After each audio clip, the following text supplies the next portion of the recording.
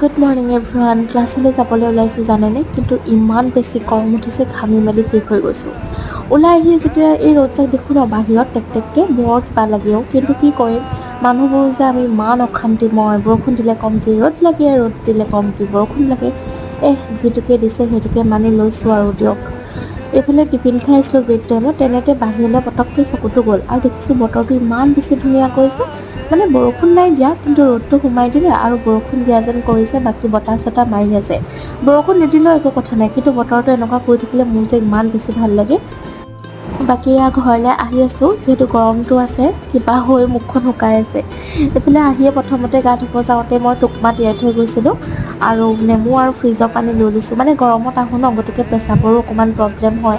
এনেকৈ যদি টুকমাহৰ লগত নেমু চৰ্বত এগিলাচ খাই দিওঁ, দেহটোও বহুত বেছি শান্তি। আৰু যে নেমু পানীৰ লগত এনেকৈ টুকমা মিলাই খালে পেচাব জ্বলাৰ পৰা হৈ থাকিলেও বহুত বেছি ভাল।